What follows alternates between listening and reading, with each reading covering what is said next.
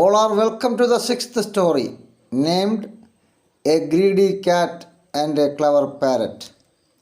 അത്യാഗ്രഹിയായ ഒരു പൂച്ചയുടെയും ബുദ്ധിമതിയായ ഒരു തത്തയുടെയും കഥയാണ് ഇന്നത്തെ ഈ വീഡിയോയിൽ ഞാൻ ഉൾപ്പെടുത്തിയിരിക്കുന്നത്. നിങ്ങൾക്കെല്ലാവർക്കും അറിയാവുന്നതുപോലെ ഈ കഥ പറച്ചിലിൻ്റെ രഹസ്യം കഥയും കേൾക്കാം ഇംഗ്ലീഷും പഠിക്കാം എന്നതാണ്.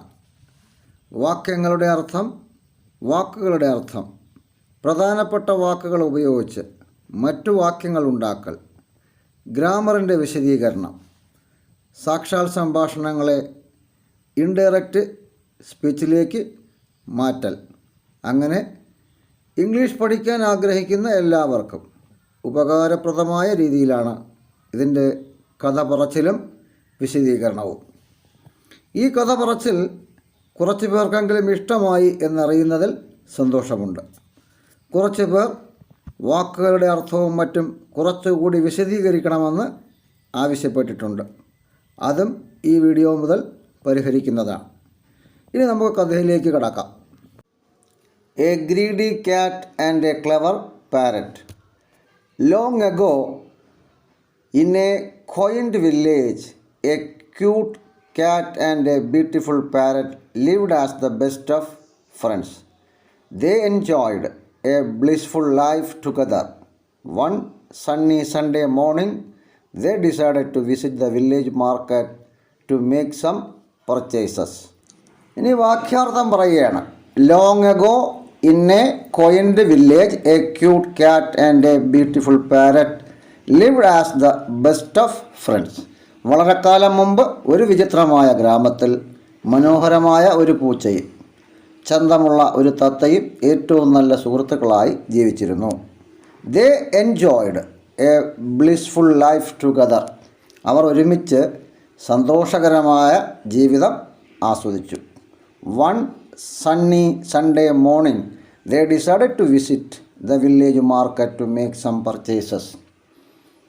ഒരു ഞായറാഴ്ച പ്രസന്നമായ പ്രഭാതത്തിൽ കുറച്ച് വാങ്ങലുകൾ നടത്താൻ അവർ ഗ്രാമ വിപണി സന്ദർശിക്കുവാൻ തീരുമാനിച്ചു. ഇനി വാക്കുകളുടെ അർത്ഥമാണ് പറയുന്നത്.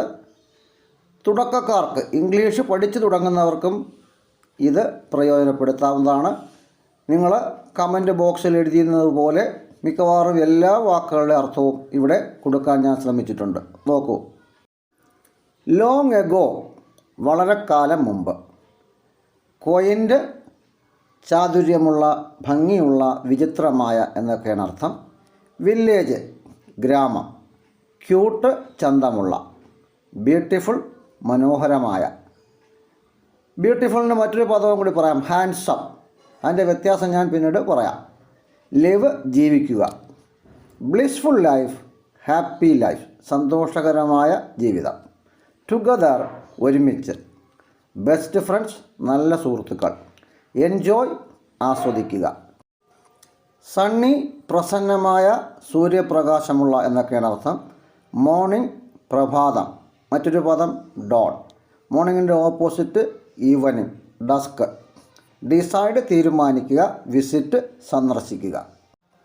ഇപ്പോൾ ഇംഗ്ലീഷിലുള്ള വാക്യങ്ങളുടെ അർത്ഥവുമായി ഓരോ വാക്കുകളുടെ അർത്ഥവുമായി. ഇനി നിങ്ങൾക്ക് സംശയം വരാവുന്ന ചില കാര്യങ്ങളാണ് പറയുന്നത്.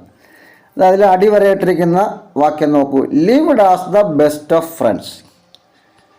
Lived as the best friends എന്ന് പോരെ, ബെസ്റ്റ് ഓഫ് ഫ്രണ്ട്സ് എന്ന് വേണോ എന്നൊരു സംശയം വരാം. ആ രണ്ടിനും രണ്ടർത്ഥമാണ്. രണ്ടും ശരിയാണ്. Lived as the best of ഫ്രണ്ട്സും ശരിയാണ്, ലിവ്ഡ് ആസ് ദ ബെസ്റ്റ് ഫ്രണ്ട്സും ശരിയാണ്. Lived as the best of friends എന്ന് പറയുമ്പോൾ അവർ ഏറ്റവും നല്ല സുഹൃത്തുക്കളായി ജീവിച്ചു എന്നാകും.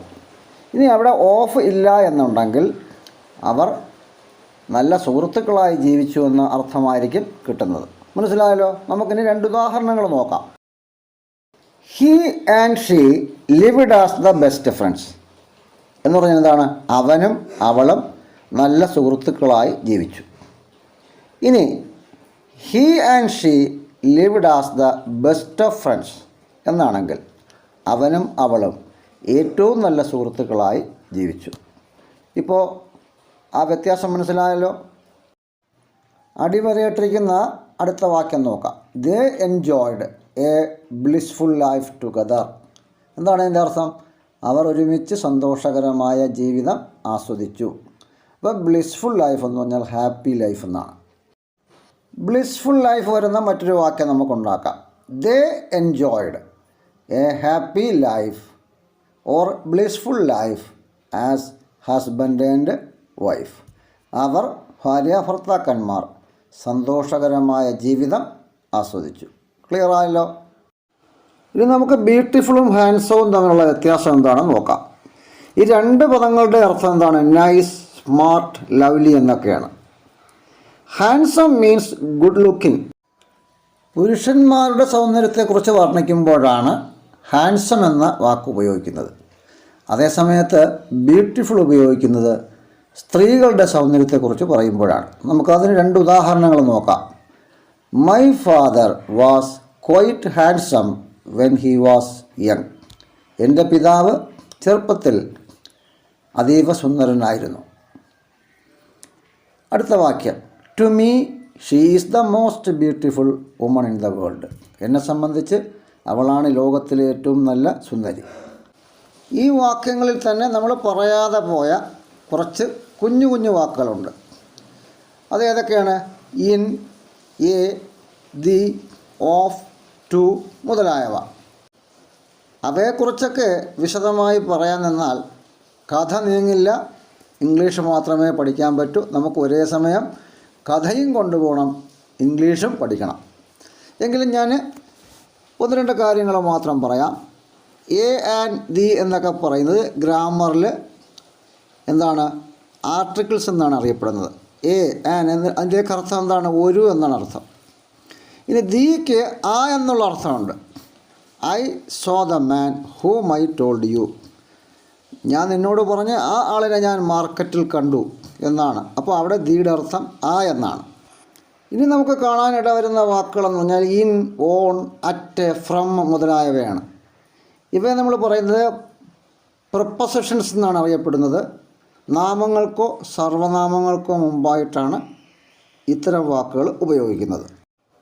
ഇവ കൂടാതെ ഇനി കാണാൻ പറ്റുന്ന വാക്കുകൾ ഏതൊക്കെയാണ്? And, or, as, after, before തുടങ്ങിയവ.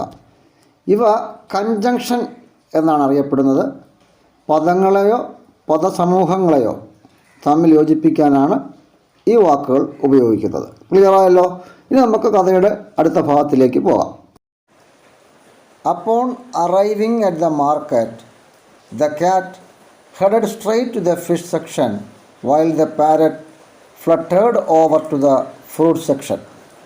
The cat selected a plum fish and the parrot picked out a ripe banana. ഇനി വാക്യാർത്ഥം പറയാം. Upon arriving at the market, മാർക്കറ്റിലെത്തിയപ്പോൾ. The cat headed straight to the fish section, പൂച്ച നേരെ മീൻ സെക്ഷനിലേക്ക് പോയി.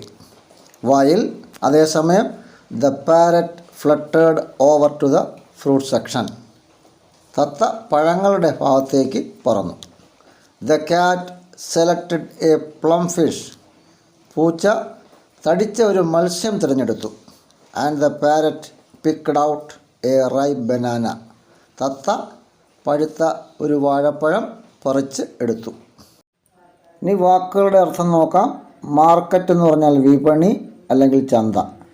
അറൈവ് എത്തിച്ചേരുക, എത്തുക, വന്നു ചേരുക എന്നൊക്കെയാണ് അർത്ഥം. ഹെഡഡ് സ്ട്രെയിറ്റ് എന്ന് പറഞ്ഞാൽ എന്താണ്? നേരെ പോയി എന്നാണ്.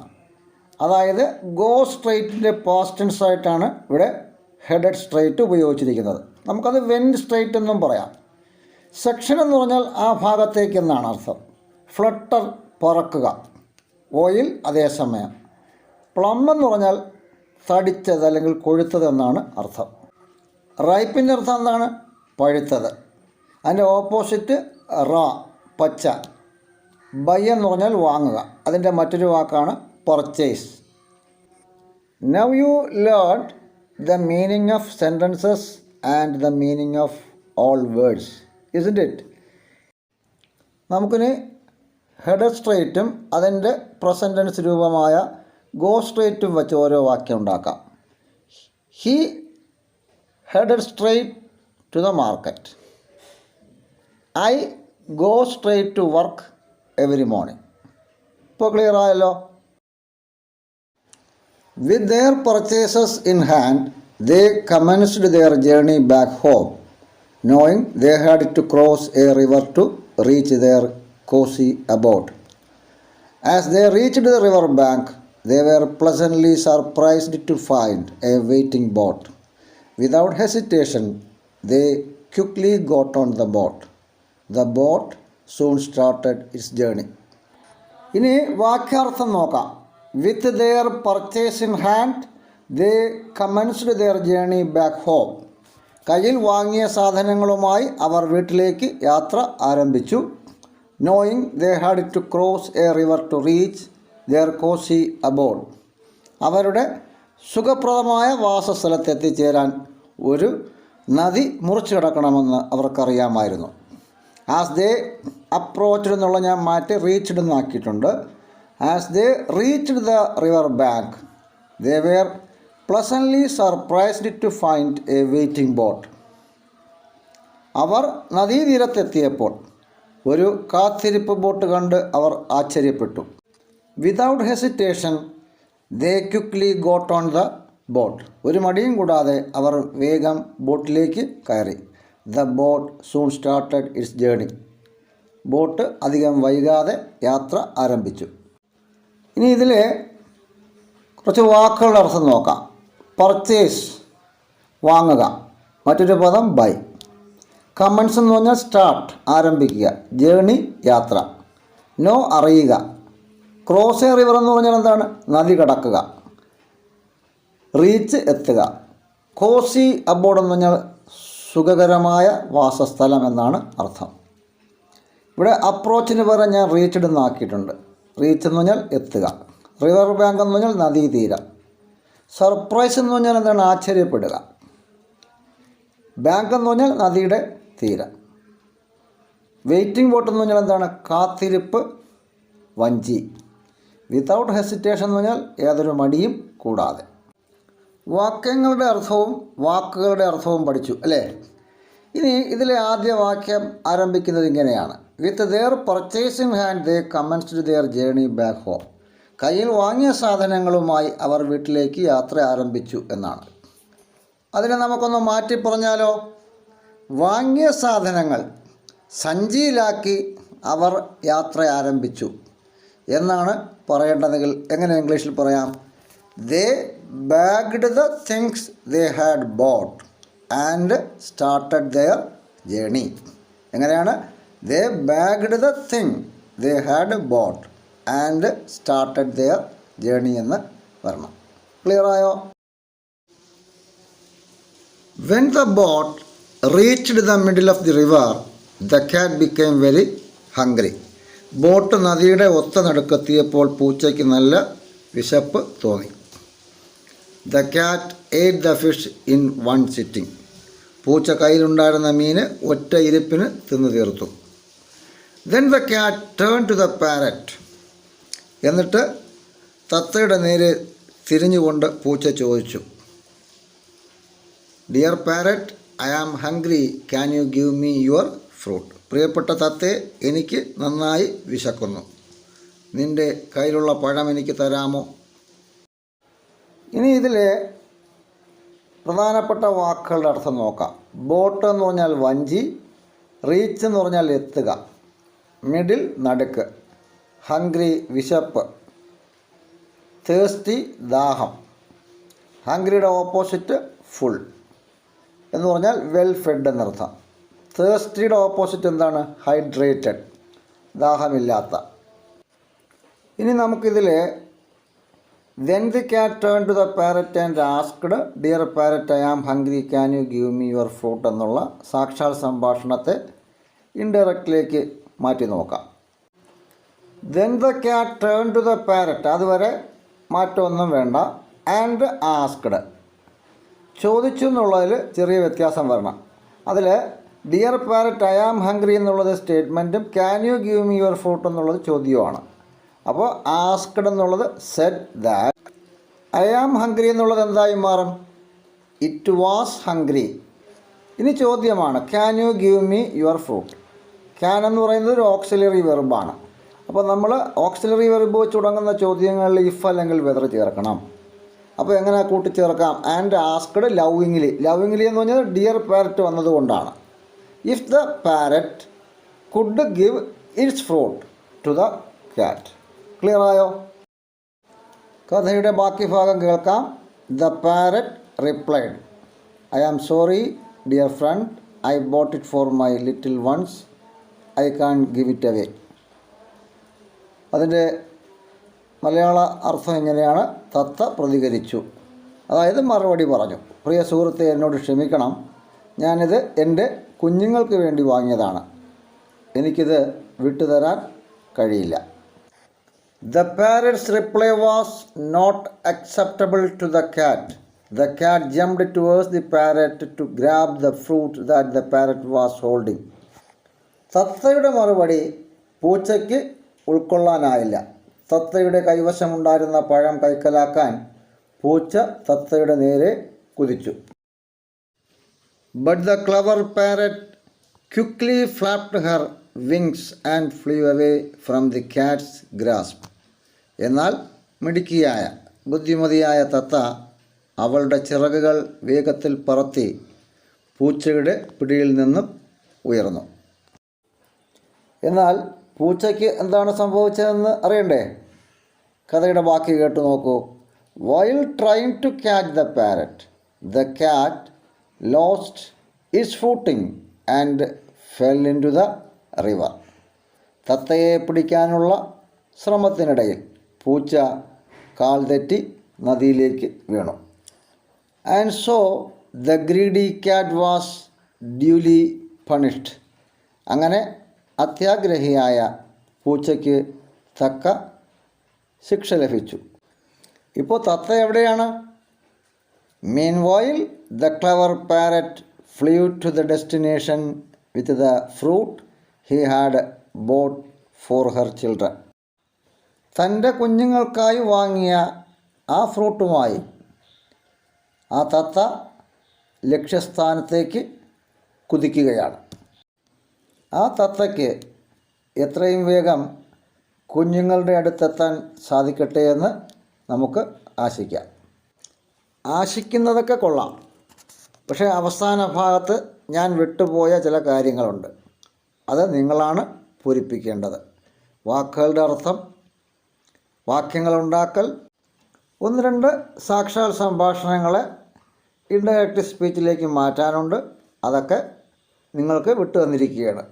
നിങ്ങളത് ചെയ്ത് പരിശീലിക്കുക. എത്രയൊക്കെ ഉണ്ടായിട്ടും മറ്റുള്ളവർക്കുള്ളത് കൂടി അന്യായമായി തട്ടിയെടുക്കാൻ ശ്രമിക്കുന്ന കുറച്ചു പേരെങ്കിലുമുള്ള ഒരു കാലഘട്ടത്തിലൂടെയാണ് നാം സഞ്ചരിക്കുന്നത്.